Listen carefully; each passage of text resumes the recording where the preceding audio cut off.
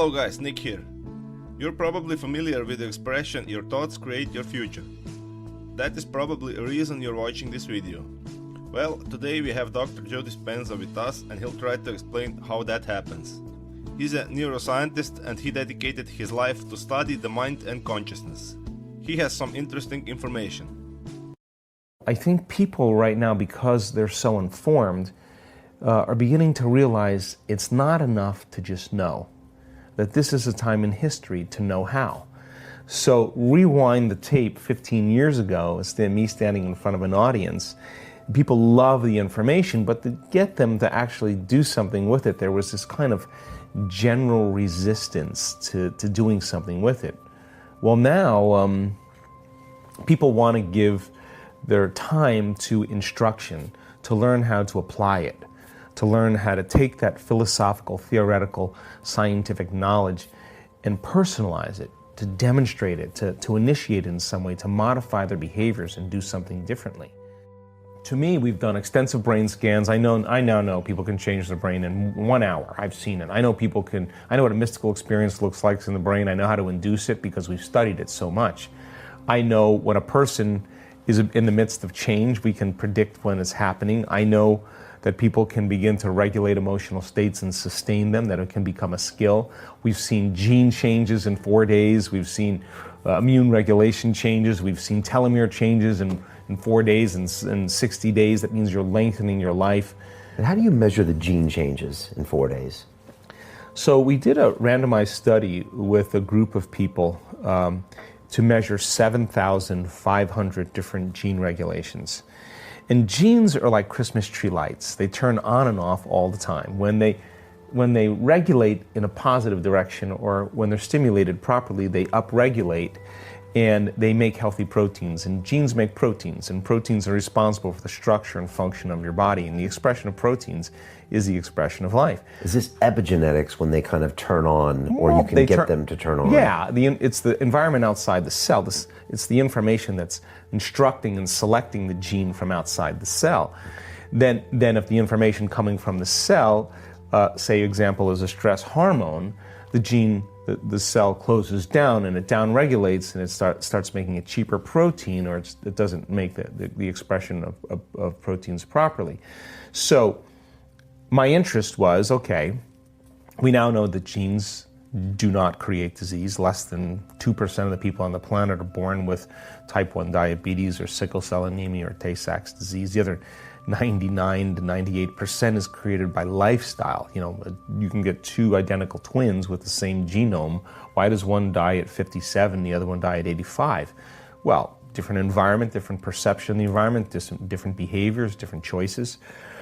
So then I wanted to see if people began to think differently, make different choices, do different things, create some new experiences, and feel and embrace different emotions.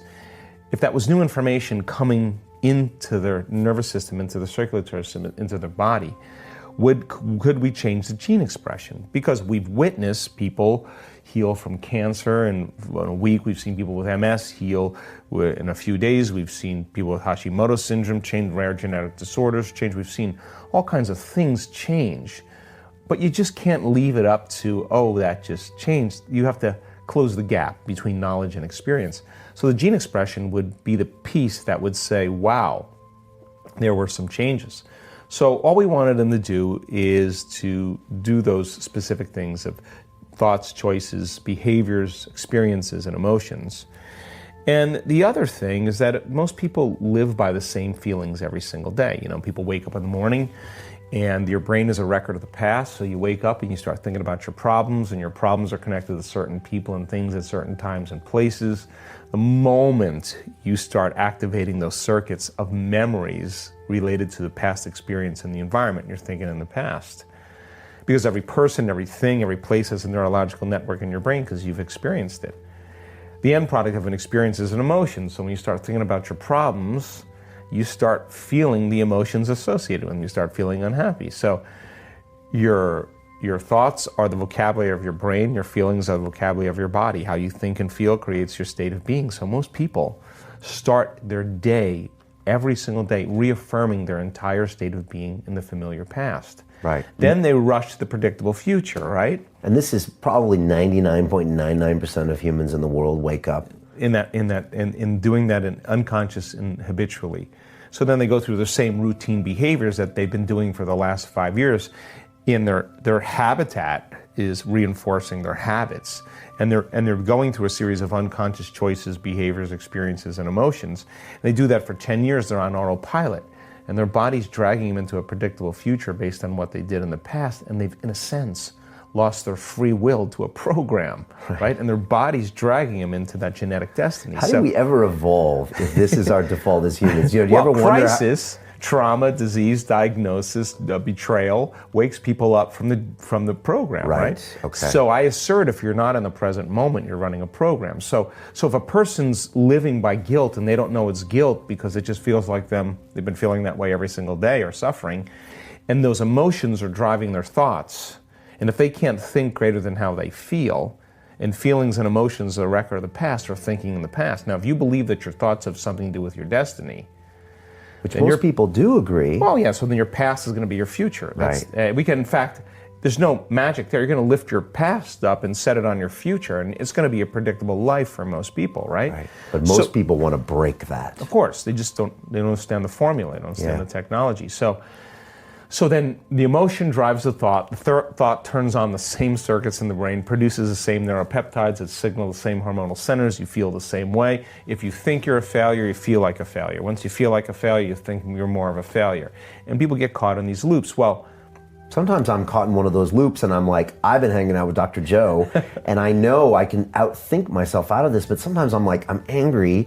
I know my anger is giving me a worse destiny, but I can't get out of the anger loop. Well, just think about it. If you think you can't stop something, then you're a junkie, right? I mean, you're addicted on some level. You're conditioned, right? Right. Let's take a quick stop here. So, genes actually doesn't create disease. We do this, humans, with our perception. We live on autopilot almost whole life and then we wonder why nothing new and exciting is happening. If we spend the majority of our life in bad mood, how could good things happen? But the good news is, we are in charge. Let's go on. Even though it's a bad emotion, you can still be addicted to that. Of course, but the rush of those stress hormones creates an arousal, and so then people really think that they can't control that. So the redundancy of that cycle over time.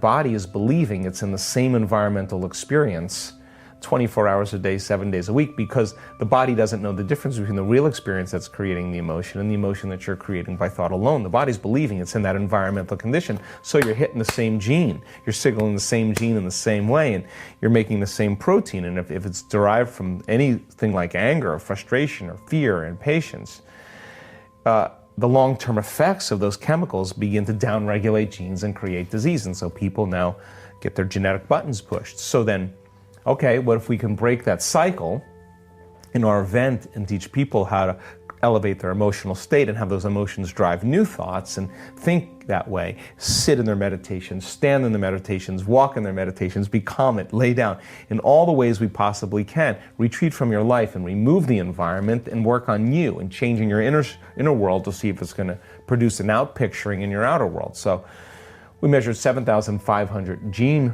expressions and we wanted to see the common genes of those 35 or 40 individuals that they were expressing. Now, they all had their own gene expression, but what were the common ones that they expressed? There were two genes that were expressed that literally downregulate cancer genes, that reduce cancer and tumors and growth. A gene that grows new neurons in your brain, not just new connections, but the growth of new neurons in response to novel experiences and learning. Genes that stimulate stem cells that go to damaged tissues and repair them, to repair damaged tissues, regeneration. The gene for oxidative stress was downregulated, which means anti-cancer, anti-aging, anti-heart disease, anti-stroke, anti-inflammatory, anti-neurodegenerative, antimicrobial. This is what the antioxidant does. Genes that regulate the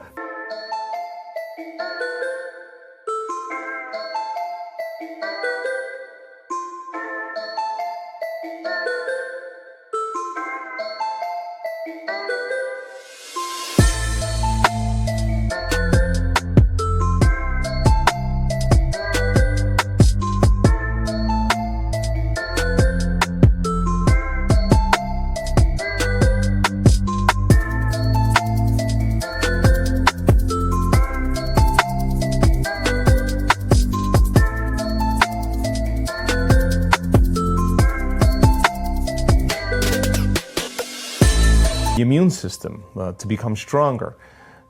Genes that stimulate the microtubules in the cells, the cellular structure, the integrity of the cells were getting stronger. So we now know that in 4 days, people were regulating genes for even their pituitary working better. So we are our own genetic engineers, and when we begin to understand that if the environment signals the gene, and the end product of an experience in the environment is an emotion, when you embrace an emotion ahead of the actual experience in your environment, you're signaling the gene ahead of the environment. And your gene begins to change your protein expression, which means you literally become the very person you want to be. So we now know if we give people numerous opportunities to connect, we give them a good model for them to wrap their mind around, and we give them an opportunity to overcome themselves, that as the week goes on, more and more people start hooking in. They start getting it. And all of a sudden, we have the first person stand up and say, hey, I know no one's going to believe this, but I've had MS for 21 years. I've been walking with crutches. I have not been able to feel my chest, my arms, my lips, my face. I've been struggling with motor function, sensory function. I haven't been seeing very well.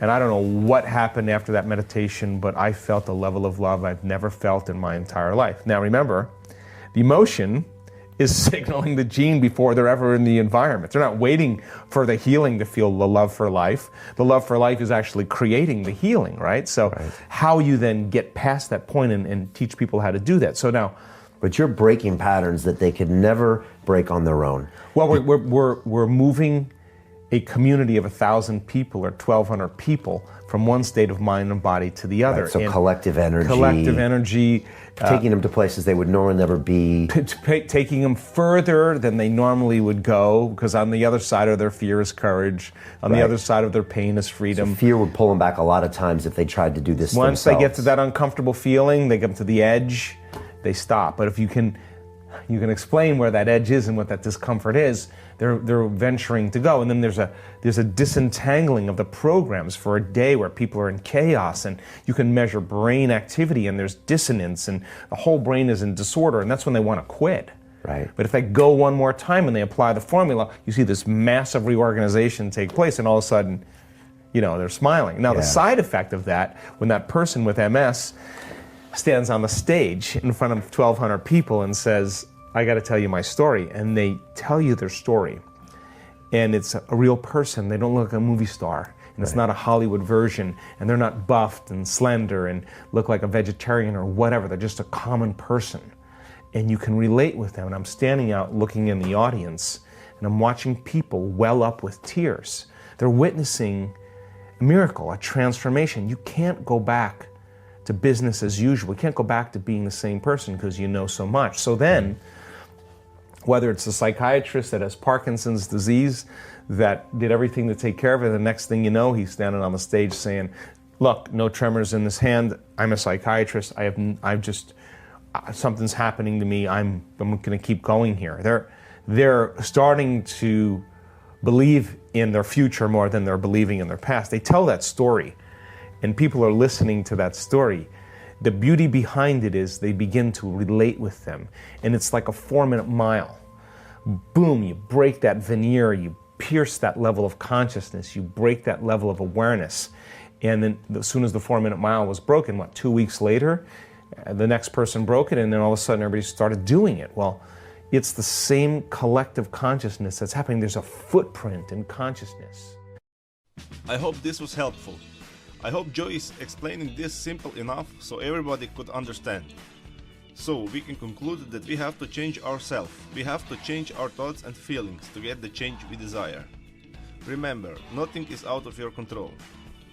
If this helped you, share this video with your friends. I would like to know what you think about this, so leave the comment below and subscribe and hit the bell button for new videos. Have a great day.